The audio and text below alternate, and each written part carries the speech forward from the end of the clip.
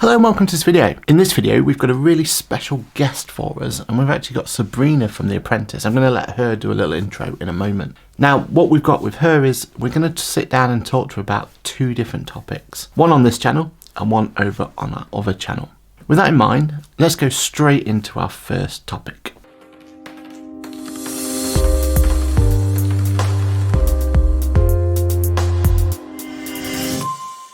Our first topic is really important for this time. It's all about making sure that you understand how to keep your business going, or as we're phrasing it, how not to get fired from your business during this pandemic. I want to give some practical advice on exactly what people are doing in the industry. Now, Sabrina's got many a business and she's had many a business since day one.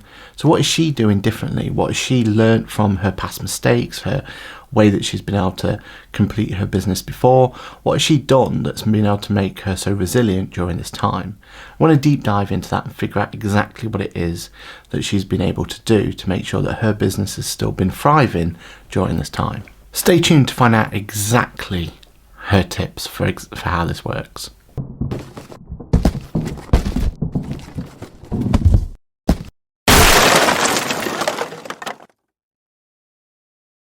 Hey guys, my name's Sabrina. I'm 25 years old, currently living in Dubai, formerly in London. I was on the BBC One show, The Apprentice, a couple of years back, battling it out against Lord Sugar in the boardroom, getting down to the final five. I currently own 5 different businesses: a tennis agency, a PR agency, a coaching business, a subscription service, and also a procurement management agency. It's been a lot of fun. I'm an absolute geek when I come to numbers, so I'm very excited to be talking about this with all of you today. Well, hello there, and thank you for giving us some time to have some insight into this information and talk about things for our businesses. As we talk about a lot on this channel, this is all about making sure that our businesses feel supported, and during this time, especially given the opportunity or given the current circumstances that we're in, hopefully we can give some advice to help you and help your business make sure that you're going through the right or at least making sure that we're going through this together and making sure that we've got opportunities to make sure that we feel like we're supported in one way or another. So Sabrina, I mean, the reason we needed to talk to you about this and we wanted to get your expert opinion on it is because I know that you've been through, ups and downs with either your businesses or with your clients' businesses, and you've kind of seen experience with those ups and those downs. So just give me some sort of, look into or mindset of how you're feeling at the moment in terms of what you're seeing with your businesses, with your the people you're doing work for, that sort of thing. Let me know how you're feeling at the moment with everything that's going on. Honestly, I'm feeling great because I feel like we've adapted very quickly when lockdown came. As business owners, you've got a choice, right? You've got a choice to do nothing and to see what happens. You've got a choice to be proactive. You've got a choice to completely change paths. You've got a choice to close down the business. You have loads of choices, and depending on what choice you do, it shows how much you can do. Now, of course, some situations are harder than others. It depends on how many overheads you have. It depends on how many staff you have. It depends on the government rulings, whether you can open or not. There's so many external factors, but you as a business owner are the only person who can control to a relative extent the way that you adapt to a situation. And I think that's absolutely key. Yeah, and I think that's so important as well that you're telling people that, because we've had so many people talk about the doom and gloom and it's right to do that, because we are, at the end of the day, we're going through unprecedented times, and as a country and as a business, we're seeing things we've never seen before, lockdowns and everything else that's come with it, and mental health issues, and there's all manner of different reasons why people, rightly so, are going through really tough times. But the fact that we've got positivity there just shows that if you treat your business in the way that you can do and the resilience that you're showing, then it gives people the opportunity to actually weather the storm a little bit. And I think that's a really positive step. So can you give us some insight into what you've had to do differently, or not just for your businesses, but maybe for your clients as well? Give us some kind of ways in which you've been able to come out of here being more positive than the average business out there. Of course. I think the first aspect of that is it's not purely about positivity, it's also about perception and how you adapt to the situation. So I think it's a Stockdale or similar paradox, which is basically the thought, and don't quote me on that, I might have got it slightly wrong at the end of the stock bit, but it's the when they're put into prison, for example, very similar to lockdown, right? We've been put in this situation and we don't know when we're getting out.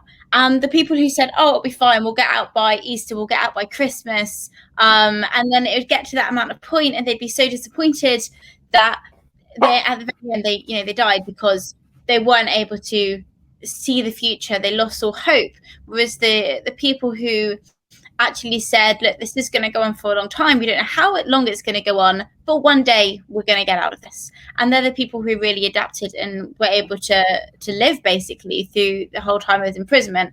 Now, of course, I'm not saying that lockdown is like imprisonment, but the same kind of aspect in a sense that we don't know when we're going to get out of the situation. And I think that mindset's really important, and thinking, hey, like, this is something that will end one day, but I don't know when that day is going to be. And being able to live with uncertainty and being okay with uncertainty, I think it's really key. And from that, you can be more positive. But I think that in itself is probably more important. Moving on to how we've adapted as a business. I mean, we basically lost our business, right? We had an events company, and you can't run events. And we were working with the LTA, the governing board. We were waiting on the UK approval. We could run events. We couldn't run events. We could run events that would actually negatively impact our cash flow. So we decided not to run the events. We couldn't control it. So what we did, particularly as a business, was actually say, you know what, we've got an amazing team. What else can that team be doing to generate money and to keep money flowing into the business? So we completely 180'd. We put the Apprentice Events Company on park, but we've utilised the team, the skill sets, everything that makes us resilient business owners and an amazing team, and thought, what else can we do? And can we go and run with that?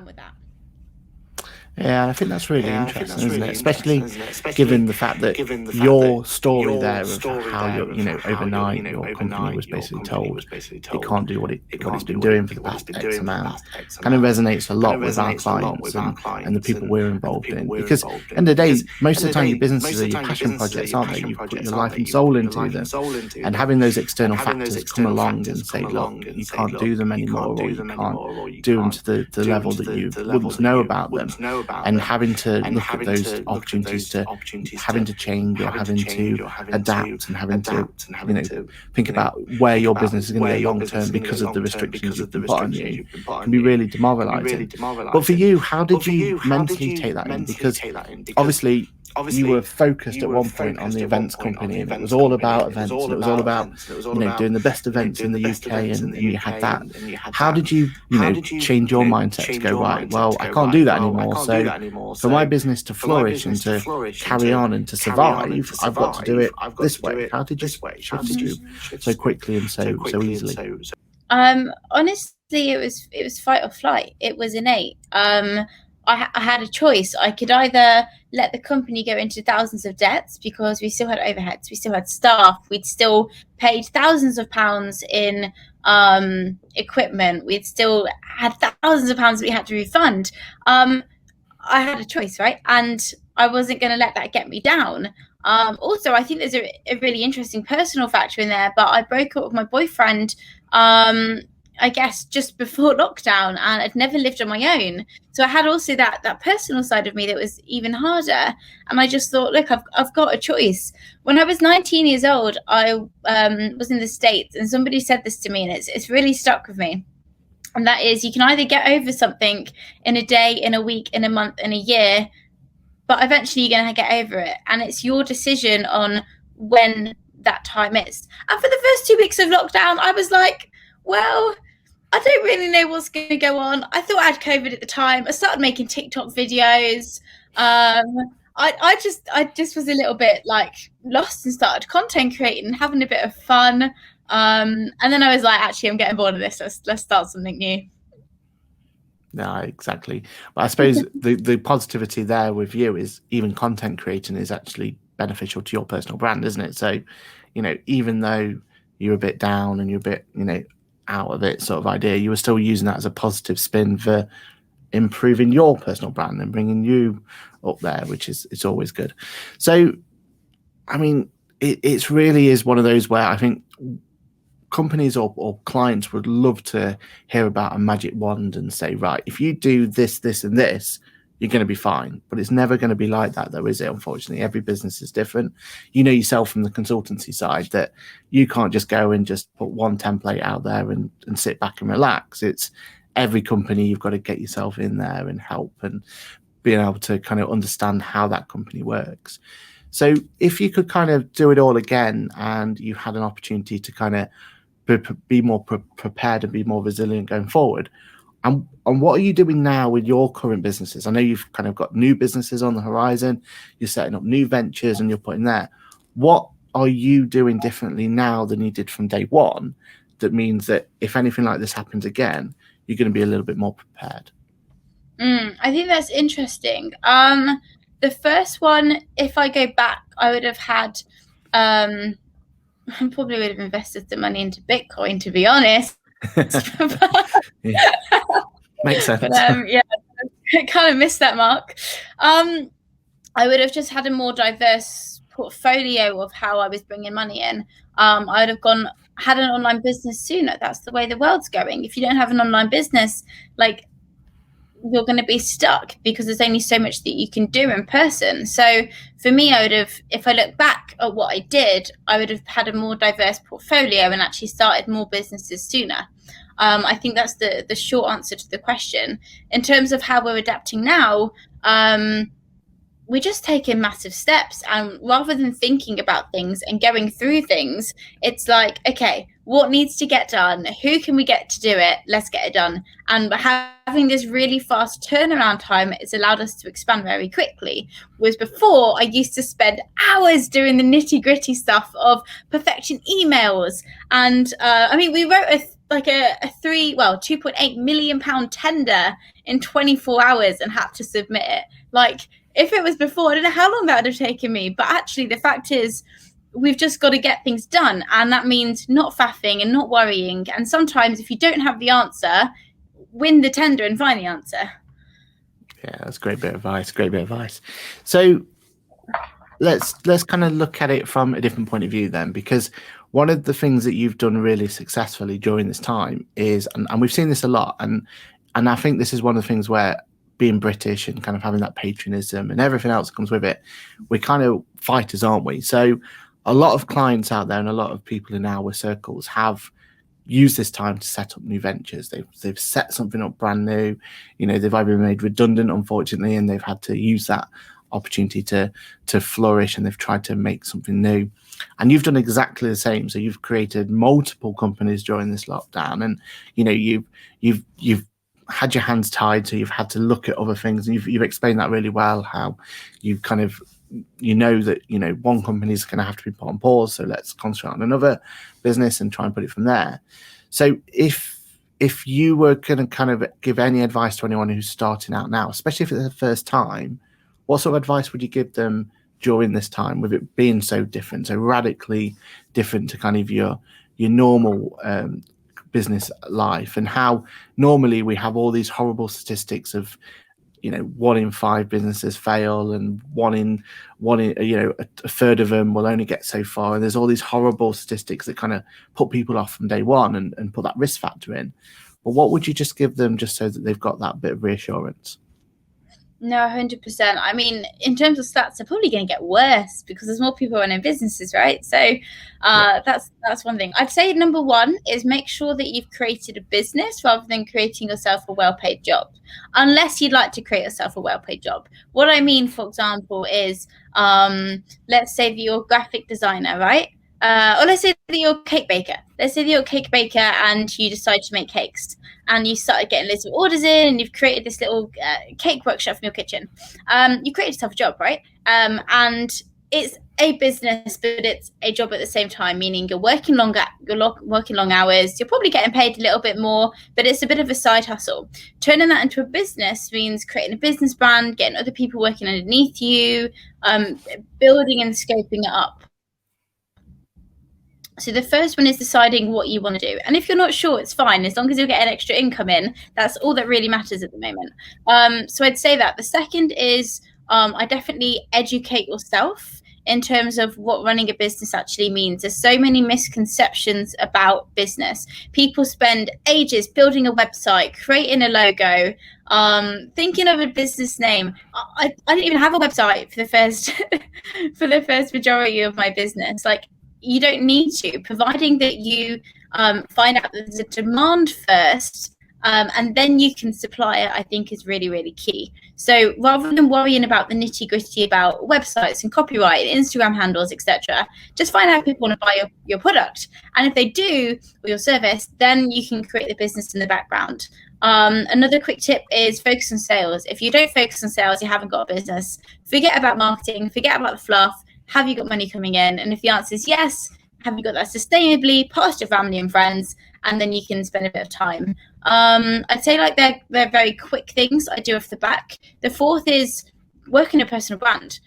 Your personal brand is key. There's so many new businesses that are opening up.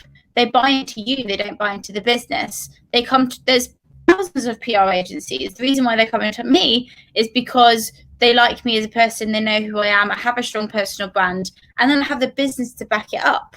Whereas if it was a different kind of business, they might come to that business as well because they've had that strong personal brand. And it doesn't mean just, carrying on a TV show. It means turning up online, being consistent, showing that you know what you're talking about, being very honest and transparent with people. So building a personal brand is also something I'd really focus on. A lot of little short tips and tricks, but ultimately all that comes down to is there a demand for your service? Can you provide that demand? And then you provide the supply.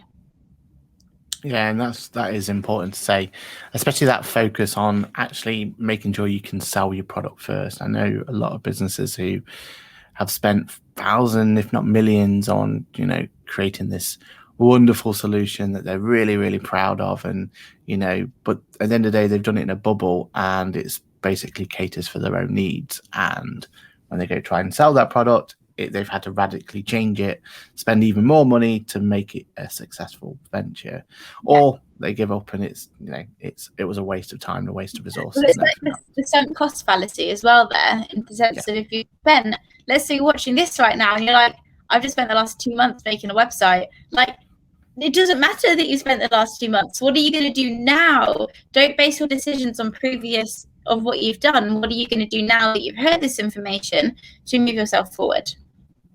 Yeah, exactly right. And that's so important for business. It's so critical to kind of see that. And I think the thing is, we're it's our human nature to sit there and want to perfect everything and not want it to go out there until it's done and finished and clean and tidy and it's to the best we can ever do. But at the end of the day, business is business. We've got to get stuff out there, and we've got to learn from and understand what's right and what's wrong. You could spend hours and hours polishing a particular onboarding process or whatever it is that you think is absolutely mission critical for your business, but at the end of the day, especially at the beginning, it's all about just making sure that you can at least be able to make a sale and at least be able to convert that into cash into your business. So yeah, I think that's really important advice. So you mentioned quite a lot about your personal brand and your people that that are following you, and you've got your people who are coming there. So what advice would you give to them? Because I know you've told me before how a lot of those are, seeing the inspiration of people like yourself. They're seeing those people who have gone there and they've not just sat around during furlough and not been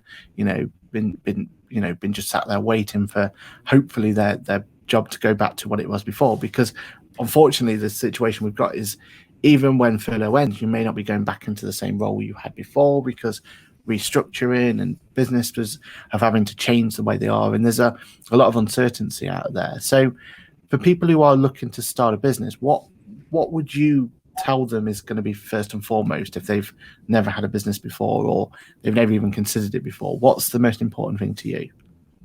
No, it's a really good question. For me, you've heard this hopefully a million times, but number one, you have to love it, because you're going to be spending hours upon hours. You're probably going to be working more in your new business than you are in your job, right? Because you need to get off the ground. You haven't got a team that's doing everything yourself. You wear more multiple hats. So number one, you have to love what your idea is. Number two, if you're looking to start a business for the first time, I'd probably say be prepared for the hard work. If you need stability, because some people need stability, that's something that they treasure. That maybe they've got kids, maybe they've got a mortgage to pay. You want to try maybe do both at the same time, in the sense of keep your 9 to 5 and also building a business, because if you lose that stability, then all you're going to be doing is stressed about money, and that's not a nice place to be. So don't rush into it. Make sure that your business is earning enough money before you move away from your 9 to 5, in order to take away the I need to pay my bills situation. And then after that, it's make sure that you have a business that is scalable, because it's very easy to put all of this effort and time into a product or service that actually maybe only mum or dad wants, but not everyone in the community will want it. So really doing your research behind it, and starting a business isn't an easy journey. It's not something that you're going to know how to do after watching this video, but it's something that you need to research into. And I'd also say number 4 out of this is make sure that you have a very strong support group. Your partner needs to be brought into your vision. Your family needs to be brought into your vision. If they're not, then have that discussion and find out why they're not. If they've just got a particular mindset, then there's nothing you can do with it. Just roll with it anyway. But especially if you've got a partner, they need to be brought into what you're doing, because you're going to be working long nights. You're going to be researching things. You're going to be spending hours in on Clubhouse or whatever you're doing to start and learn that business. And you want to have that support by your side. So that's really key as well. No, that's important advice, really important advice.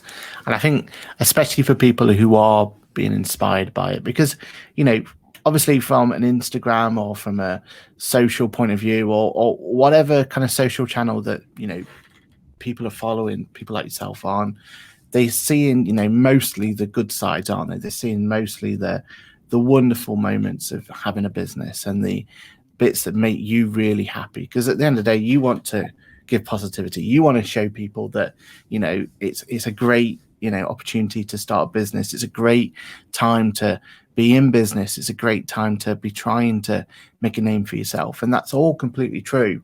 But at the end of the day, there are some really down and rubbish times as well, isn't there? And there's always going to be that in any type of business. So, just kind of, can you give some insight of how you deal with those sort of times? And what is it that you're having to do that means that you're always going to stay positive and you're always going to put that positive brand forward? Yeah, really good thought there.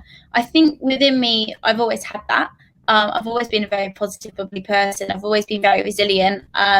Probably the way that I was brought up, both my parents were teachers. My nan was a public speaker. She was the first to do things in her industry. As a tennis player, all of those skills as a young child, I think, have allowed me to become into the person I am. In terms of how I'm going to stay positive, again, it's a perception game. It's, this is where I currently am, is the fact that, one of my team members yesterday, for example, she wasn't very happy with one of the communication flows. It's fine. I'm like, we'll sort that out. For her, it's a really big issue, right? Because it's, her management, she's stressed about it. For me, it's like, it's one little problem that we're going to solve, and we're going to solve that today, the next day. So it's about putting perspective on the challenge that you're trying to overcome. In the grand scheme of things, one little argument in your team, one little miscommunication, one client not happy is very minimal in the grand scheme of things. Do you know what I mean? So it's about putting perspective on the situation that you're in to allow you to remove you from the situation and think of it from an operational point at that point of time. Then it's about finding a solution. We have a 4-step process. So what's the problem, 2 short-term solutions, and which one are we going to do? And we do that short-term and long-term, and that gets you through what you're trying to do at a particular point in time. And then past that, it's like, well, there's probably a million other people who are suffering from huge problems. We're going to get over this one. And being able to really take your way out of the emotional side of the business just allows you to actually find the solutions a lot quicker. Wow, that's good bit of advice there. Well, I think that's pretty much all that we wanted to pick your brains on today. But I was wondering, is there any chance you could come back and grace us with your presence another time? Oh, of course, I'd love to, Aaron. Brilliant. We'll hold you to that one. Okay, with that then, I think that's going to be a goodbye from me. So thank you very much, everyone. Thanks, Aaron. I hope you're watching. This has helped. Don't be scared of starting a business, but make sure that you know what you're signing up for. Great bit of advice.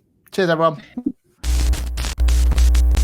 And there we have it, a nice little interview there from Sabrina, and being able to talk to her about how to stay resilient and how not to get fired from your business during this time. Now, hopefully you found that useful and hopefully you found that impactful. It's about trying to spread a little bit of positivity through some really tricky times.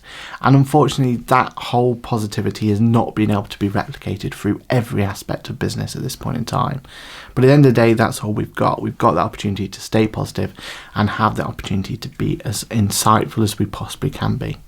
And as you can see from the likes of Sabrina, it is doable. We all have the opportunity to create business and create opportunities in this time. And the more we keep that positivity and the more that we push for that, is a better opportunity overall for us to be able to not just survive, but thrive. Now, if you like that piece of content, then head over to Aaron Patrick, the QuickBooks Chap YouTube channel. From there, we had a similar interview with Sabrina herself about why online cloud accounting was so useful to her and how that's been really beneficial to her and her businesses. So I think you'll find that really insightful.